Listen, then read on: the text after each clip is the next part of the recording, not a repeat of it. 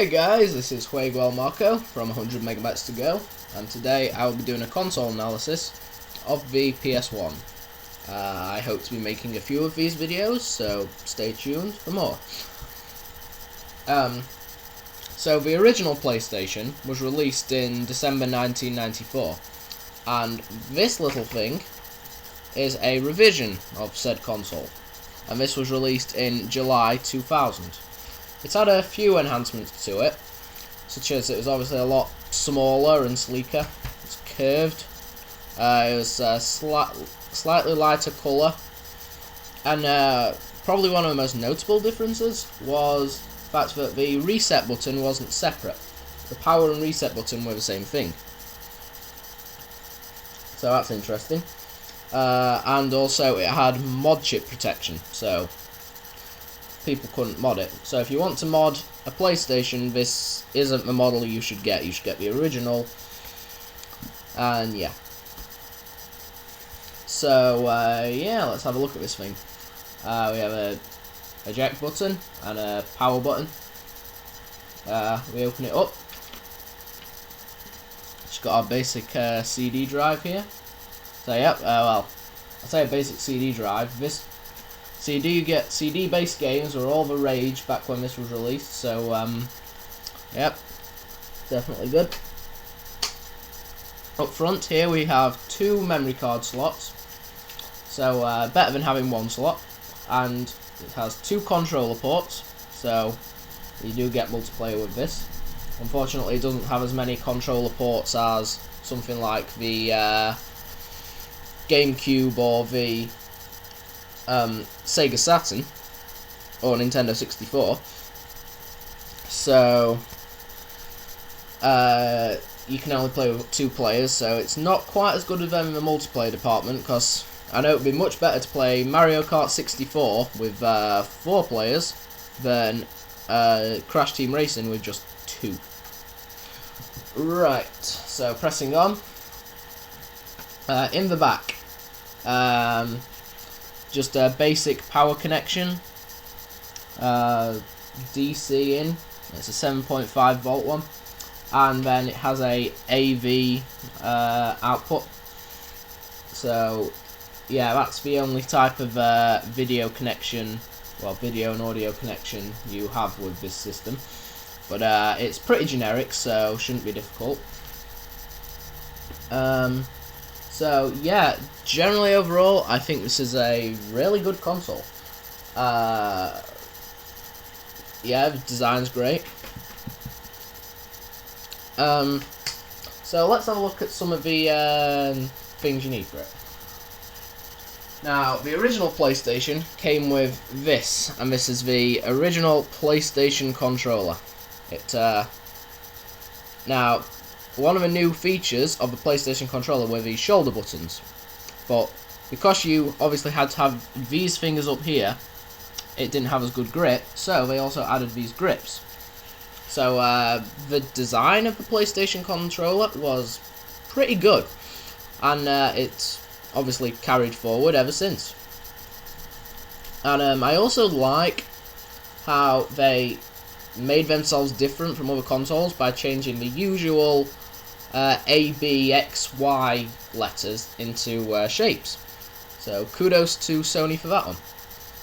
But yeah, obviously this only has digital control, so yep, no analog there, so we'll take that away.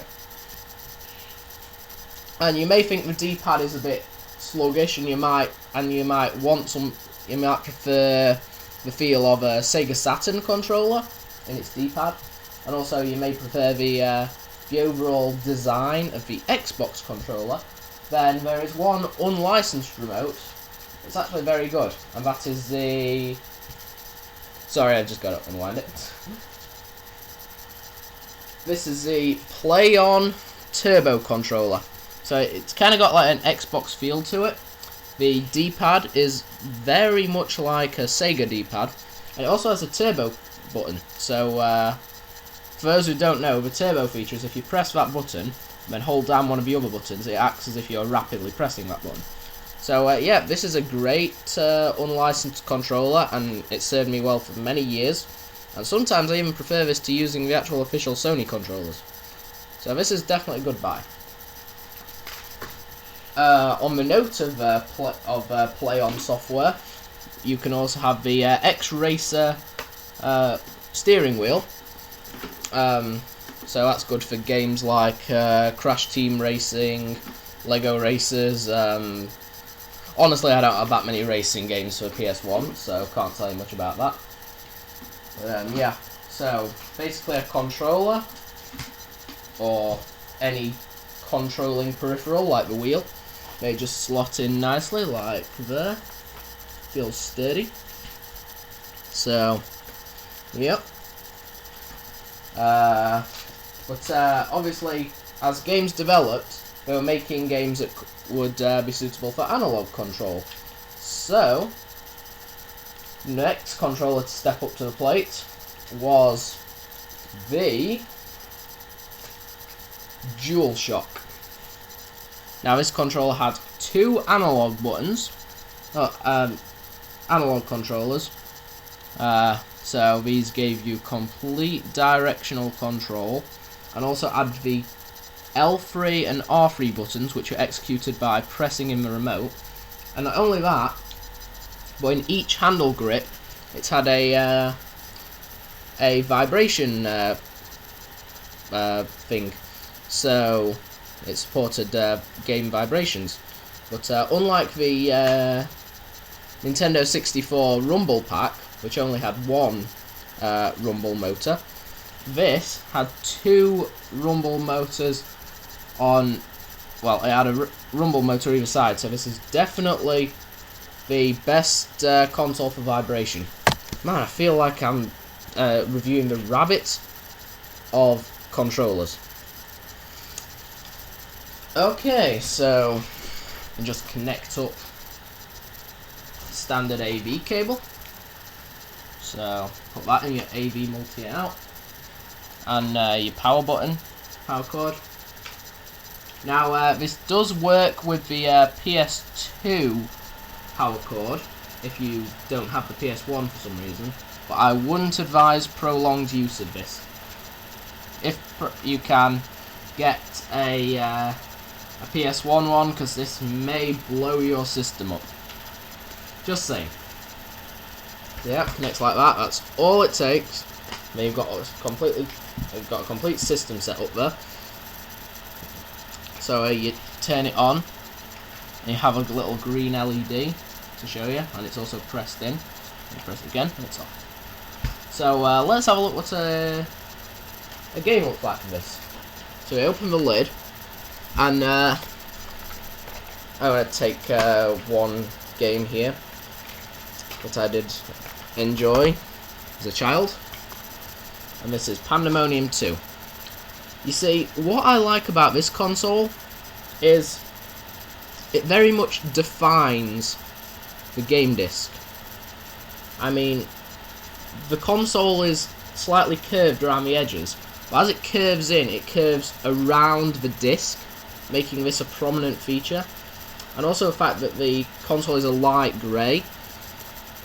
Any game this looks good against it, and it definitely makes the disc a feature rather than the console, because this is all about the games. So I suppose on that note we should go on to the games. Now, you see, one thing that the PS1 has a lot over compared to the Nintendo 64 or even the Sega Saturn is the fact that it has an absolutely massive game library. So I'm just going to go over a few good picks that I think. So first of all, there's the Pandemonium 2, which I just showed you. It's a pretty solid 2D side-scroller with some good visuals. If you like games like Nights into Dreams, it's got a similar graphic style to that. But this really captures the essence of that era. So, good one there. Another good 2D side-scroller is Rayman. Now, this was released for pretty much everything at the time, so I guess you couldn't really say it's a PS1 exclusive, but I definitely feel the PS1 version is the best one. And I would say the same for Rayman 2 as well. And this is a pretty fluid game, so definitely goodbye.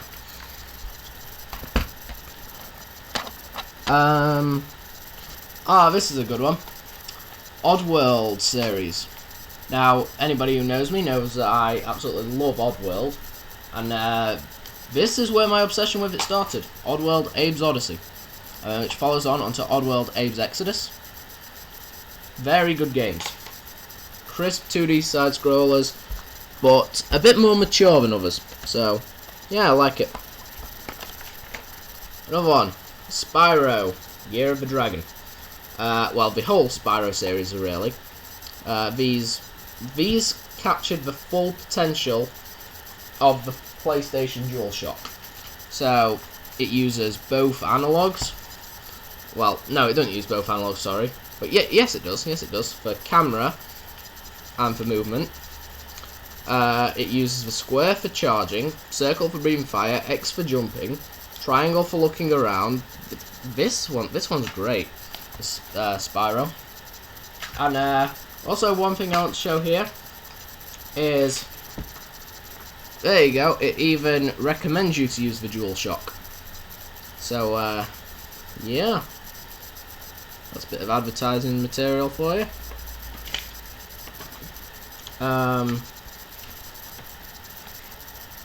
So, yeah, and that's an advert for the memory card.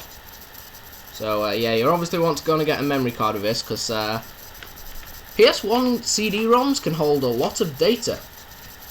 And with a lot of data means quite big games. So, memory card, a must if you want to complete some of them.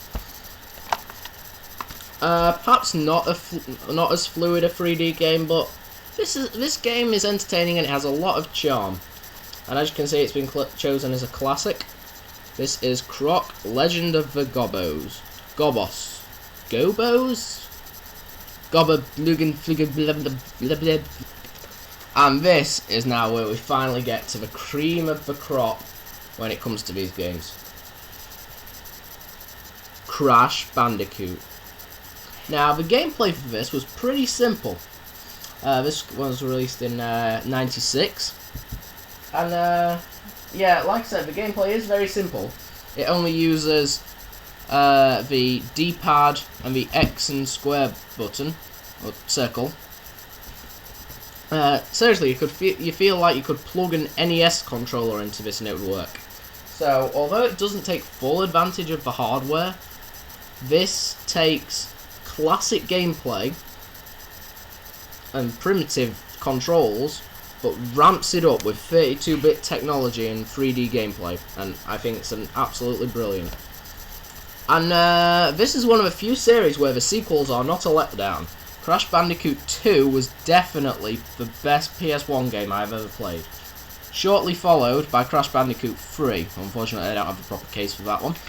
But, yeah, so they're definitely the games I recommend.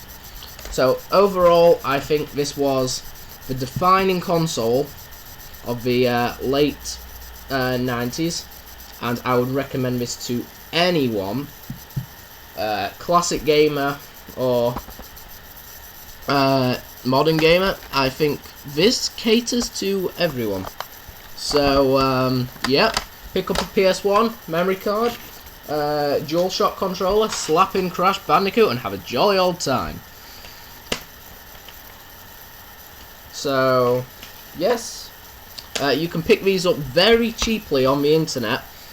Most go in between £10 to £30, and most of them include quite a big bundle of games and hardware, so you're not going to be splashing out a lot for that.